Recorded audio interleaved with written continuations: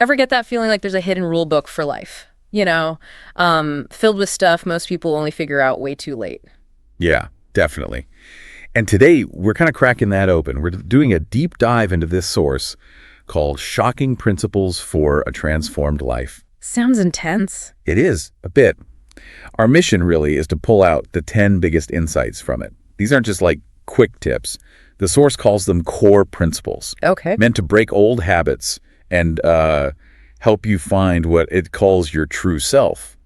If it is a shortcut to some pretty deep knowledge about living better. Okay, I'm intrigued. And the core idea from the source is what?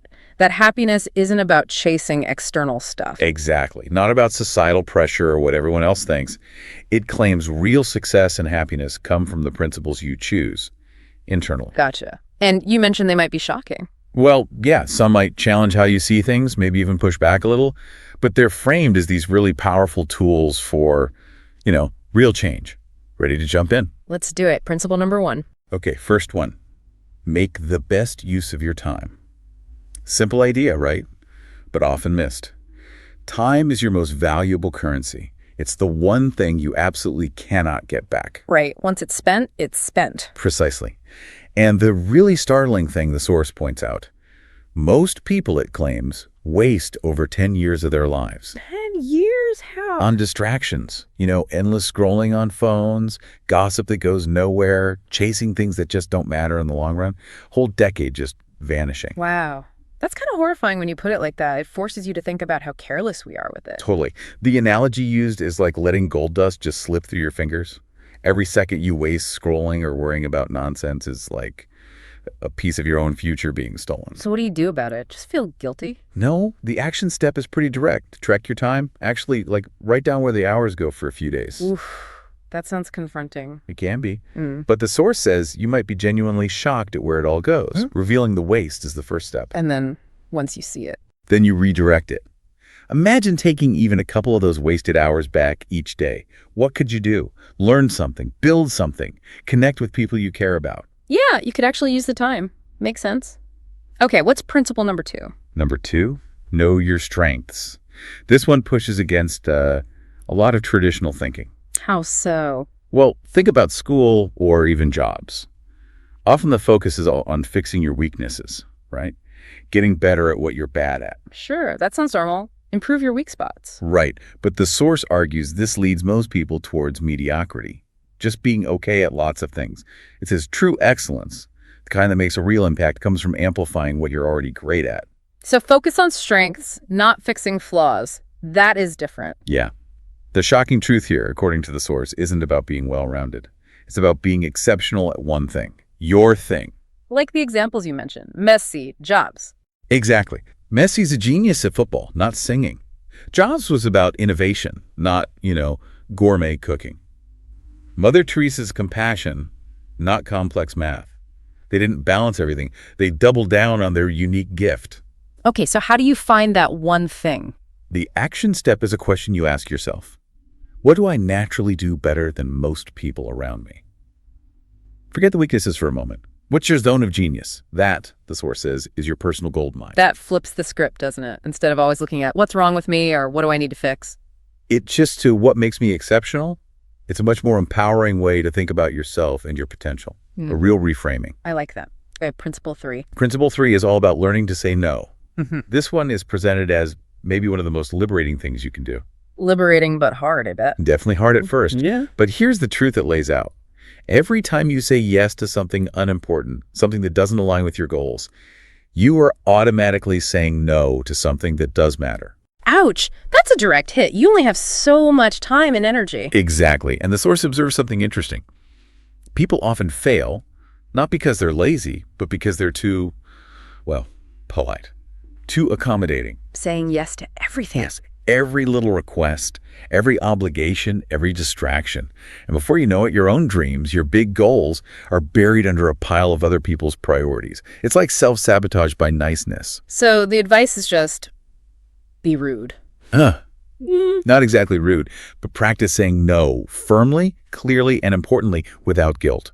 Protect your time. Protect your energy. The source says treat it like a lion protecting his cubs. Your energy is your kingdom. Don't let just anyone drain it.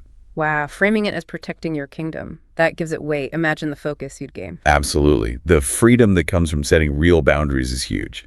Okay, ready for number 4? Lay it on me. Number 4, stay away from doubt and fear. The core idea here is that fear, much more than actual failure, is what really kills dreams. It's the silent assassin. We all feel fear, though. How do you stay away from it? Well, first, understand it. The source cites studies saying something pretty mind-blowing. Over 85% of the things we actively worry about and fear, they never actually happen. 85%. Well, Seriously? Seriously. Which ties into this other point. Most regrets people have aren't from trying something and failing. They're from being too scared to even try in the first place. That rings true. The what-ifs are haunting. Totally. Fear whispers these lies, right? You're not good enough. People will laugh. You'll fail. But the source offers a counterthought. Honestly, most people are too wrapped up in their own fears and insecurities to be judging you that harshly. Huh. That's actually kind of comforting. So what's the action? Do one thing that scares you every day. Something small, maybe. Speak up in a meeting. Send that email. Apply for that thing you think you won't get. Start that project. Each time you face it, fear loses a bit of its power. Confront it head on, bit by bit. Exactly. It challenges you to really think about the cost of not acting. What opportunities are you missing just because of a fear that's probably, statistically, not even going to materialize? Deep stuff. Okay, number 5. Number 5, feed your brain with positive thoughts. This uses a great analogy. Your brain is like a garden. Okay. If you constantly plant weeds, negative self-talk, gossip, complaining, well, you get a garden full of weeds. But if you intentionally plant positive seeds, reading inspiring things, practicing gratitude, affirmations, you get flowers. Simple but powerful image. And there's data behind it. The average person apparently has something like 60,000 to 70,000 thoughts a day. That's a lot of mental chatter. Wow, I had no idea it was that many. Right. And if your mind is untrained, the source suggests over 80% of those thoughts can lean negative, which unsurprisingly contributes to things like anxiety and feeling down. So you have to actively manage that input. Precisely. The action step is conscious cultivation. Choose positive input daily. Uplifting books, podcasts that inspire you, writing down things you're grateful for, even just positive self-talk. What you feed your mind shapes your reality. It's like building a supportive inner environment instead of a critical one. Makes sense. What's next? Principle number 6, celebrate your wins. This one gets into motivation. There's a key insight. Our brains are wired for reward. If you achieve something, make progress, but you don't acknowledge it, don't celebrate it. Your brain's motivation system kind of goes, It doesn't get the dopamine hit it craves, and that's often why people give up on goals halfway through. They lose steam. Huh. I never thought of it that way. We just push on to the next thing. Exactly. Contrast it with like a toddler learning to walk. They wobble, take a step, fall down. Right. And what happens? Everyone cheers, claps, encourages them. Right. Every tiny bit for progress is celebrated. But as adults, we tend to only celebrate the huge milestones. The promotion, the marathon finish, buying the house. We ignore all the small steps that got us there. Yeah, that's true. We're tough on ourselves. So the action step is simple. Celebrate the small victories, consciously. Finished a hard workout. Mentally give yourself a high five. Wrote one page of that report. Acknowledge it. Maybe treat yourself to a nice coffee. Life, the source argues, is built on stacking these tiny wins. I like that. It makes the journey feel more rewarding, not just the destination. Keeps you going. Precisely. It fosters that sustained motivation and helps you appreciate the process. Okay, number 7. This one sometimes gets pushback. Oh, which one is it? Wake up early. Always. Ah, yes. The early bird thing. Not always popular. Definitely not. But the source points to a strong pattern. Look at highly successful people across fields, CEOs, artists, spiritual leaders. Many of them prioritize the early morning. Why, though? What's magical about 5 a.m.? It's usually quiet. Fewer distractions. The world hasn't woken up yet. There's a sense of peace, and for many, it's a peak time for focus and creativity. Okay, I can see the appeal of quiet time. And there's a stat mentioned. Early risers are supposedly 80% more likely to plan their day effectively and hit their goals compared to night owls. The idea is that how you start your morning sets the tone for everything else. So jump out of bed and check email. No, that's the opposite of the advice. The action step is to resist grabbing the phone immediately. Instead, start with maybe some silence, some mindful movement, setting an intention for the day. Treat those early hours as your strategic advantage, your secret weapon. A secret weapon before the chaos hits. Okay, I'm willing to consider it. What's number 8? Number 8, Learn new skills. Always. This one feels incredibly relevant right now. Why is that? Because of this stat the source throws out. The average useful lifespan of a professional skill today is just 5 years. 5 years. That's it. Things change that fast. Apparently so. The implication is pretty stark. If you stop learning, you stagnate. And if you stagnate in a fast-changing world, you risk becoming irrelevant. That's a bit scary. You see companies failing because they didn't adapt. Exactly. The source mentions that companies going under, people losing jobs because they resisted learning new ways, upgrading their skills. On the flip side, people who embrace continuous learning. The source calls them unstoppable. Okay, so how do you constantly learn new skills with a busy life? The action step is manageable. Aim for just 30 minutes a day. Dedicate that time to learning something new. Could be anything: coding, public speaking, how investing works, maybe even a new language, or just getting better at cooking. 30 minutes. That feels doable. Yeah. The point is consistency. Knowledge compounds. And every new skill you pick up is like adding another tool, another weapon to your personal arsenal. Keeps you sharp, adaptable. Very important in today's world. Okay, 2 left. Number 9. Number 9, travel more. And this isn't just about fancy vacations. What's the core benefit then, according to the source? Perspective. Getting out of your bubble, experiencing different places, different cultures, it humbles you. It makes your own problems seem smaller in the grand scheme of things. That makes sense. Getting out of your routine changes how you see things. Definitely. And there's more. The source mentions that regular travelers tend to report lower stress, higher creativity, and even potentially longer lifespans. Travel literally rewires your brain, pushes you out of your comfort zone, and gives you stories and insights you just can't get from a book or a classroom. So it's not just relaxation, it's active personal growth. That's the idea. And the action step. Don't wait for retirement.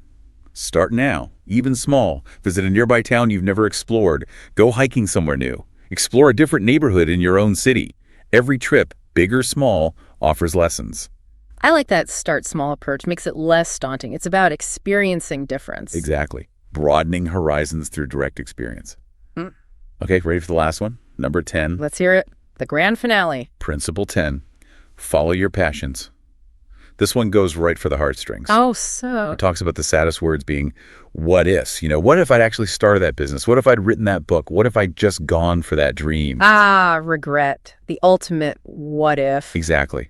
And it mentions a really poignant survey, apparently, on their deathbeds. One of the biggest regrets people express is not living a life true to themselves, living the life others expected of them instead. Wow. That's heavy, living someone else's script. Right. So the source argues something powerful. Following your passion isn't selfish or irresponsible. It's actually the most responsible thing you can do. Because when you're doing what truly lights you up, you're not just existing. You're alive. You're inspired. You contribute more authentically.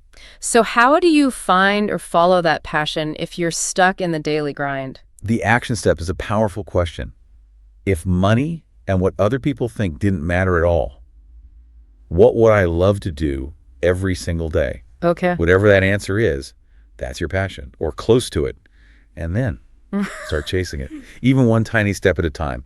Don't let it become another what if. That really challenges you to think about what truly matters beyond obligations and expectations, a call to authenticity. Absolutely. So those are the 10 principles. That was a lot to take in. Powerful stuff. Yeah. And the overall message from the source, tying it all together, is pretty blunt. Life is incredibly, brutally short. How short? It mentions a statistic: the average human life is about 4,000 weeks. When you hear it like that. 4,000 weeks. That puts things in perspective. Doesn't sound like much. Right. Each week gone is gone forever. So these 10 principles, they're presented less as nice ideas and more as survival tools. Survival tools against what? Against a life of regret, against mediocrity, against looking back filled with those what ifs. So ignore them at your peril, basically. That's the vibe. Ignore them, risk drifting.